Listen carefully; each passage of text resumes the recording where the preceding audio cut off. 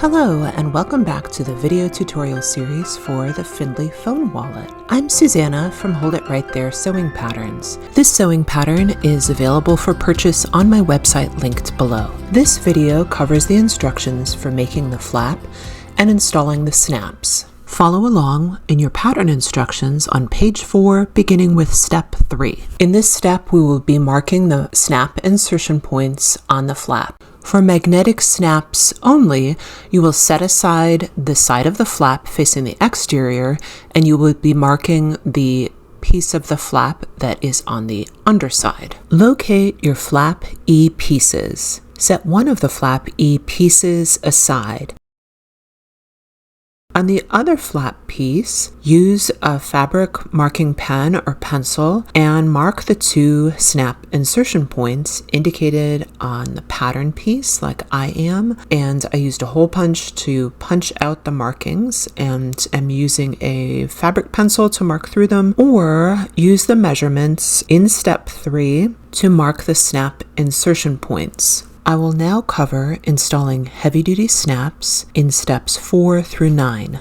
If you are using magnetic snaps, skip ahead to steps 10 through 14. Pin or clip flap E right sides together.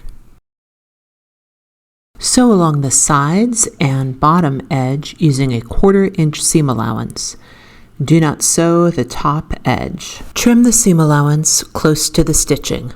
I like to notch along the curved edges using pinking shears. When you're done trimming, turn the flap right side out and press. Insert the medium stabilizer into the flap through the top opening. Top stitch along the side and bottom edges using a 1/8 inch seam allowance. We will now punch out the snap placement markings. You will also need to punch holes through each of the 4 stabilizer squares. Set 2 aside for now. Any type of heavy-duty snap will work for the sewing pattern. I am using heavy-duty snaps produced by Dritz Company and are found at most fabric stores and online in the US. Locate the following snap parts for the flap: the anvil, which is the smooth side facing up, caps, sockets, and the metal tool and hammer. You will also need a sturdy surface to work on. Insert one cap through one hole in the flap. Place one stabilizer square inside the flap, inserted onto the back of the cap. The stabilizer square is now sandwiched between the 2 flap pieces and connected to the back of the cap. The stem of the cap pokes through the hole in the flap. With the stem of the cap facing you, rest the cap in the smooth side of the anvil. You should now see the cap stem poking up through the hole in the flap. Place the socket on top of the cap stem.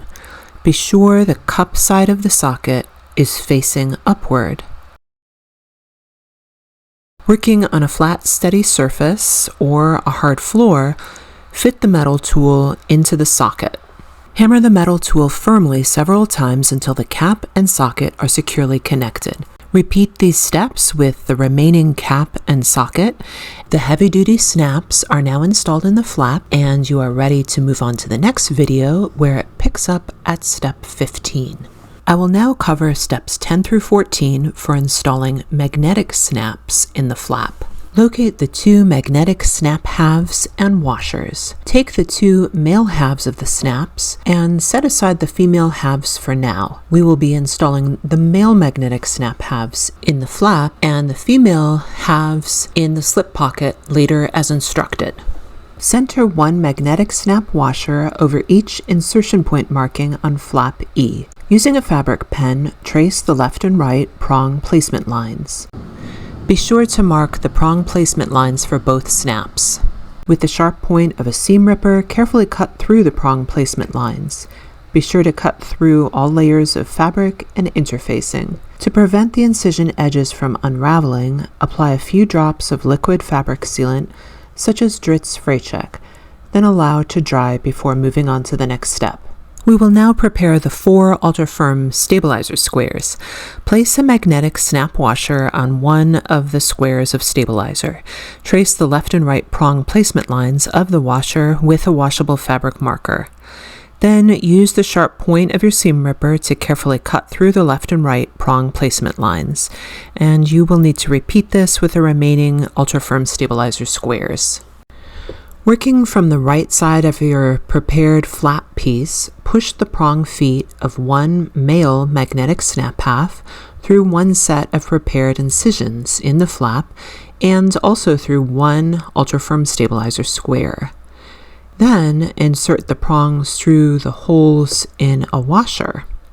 Fold the prongs outward to secure. Repeat to install the remaining male magnetic snap half in the flap. To protect my fabric from the metal snap prongs, I like to fuse a scrap of woven interfacing over top of the wrong side of the flap to cover the snap prongs. Pin or clip the flap right sides together. The side without the magnetic snaps will face the exterior of your wallet. Using a 1/4-inch seam allowance, sew along the sides and bottom edge. Do not sew across the top. I will now trim the seam allowance close to the stitching. I'm using pinking shears to notch around the curved edges, and this is optional. You can do so if you want to, or just trim all the way around with regular scissors close to the stitching, but being careful not to cut over the stitching. Once the seam allowances are trimmed, turn the flap right side out, pushing out the curved bottom corner edges, and press as needed. Insert the medium stabilizer into the flap through the top opening. Top stitch along the side and bottom edges using a 1/8 inch seam allowance. The flap with the magnetic snap version is completely finished. Join me in my next video on step 15 as we make the card slots and slip pocket. Thanks for watching. Happy sewing!